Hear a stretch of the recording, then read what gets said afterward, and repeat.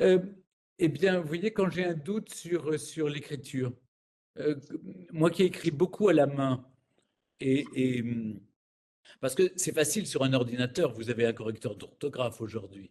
Euh, donc en fait, tout d'un coup, il se met, c'est surligné en rouge quand vous faites une faute d'orthographe.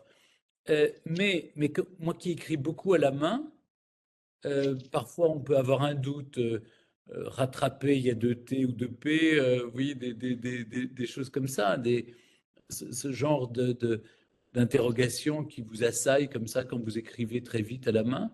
Eh bien, le latin m'aide, en fait. Donc, euh, donc ça m'aide pour l'orthographe, ça m'aide pour la compréhension du vocabulaire aussi, des mots, euh, voilà, je lis énormément, et parfois vous avez des mots qui sont, vous butez sur un mot, euh, ça devient comme un rébus, vous voyez, comme une sorte d'énigme, en vous disant, alors je décompose le mot, j'essaie de retrouver la racine, d'où ça vient.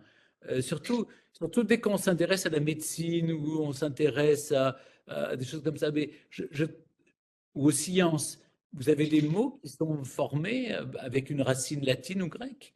Et donc, je crois que ça aide à la compréhension et ça devient un jeu, euh, et, et un jeu de mots. Et évidemment, c'est un jeu de l'esprit, mais je trouve que c'est.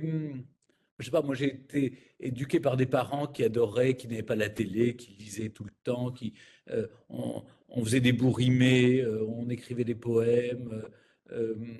C'est un autre temps, je sais, je vous parle vous avez l'impression que j'ai vécu au 19e siècle. Mais, mais c'est pas faux, il y avait quelque chose de cette, de cet héritage-là où on jouait avec les mots parce que c'était une découverte merveilleuse.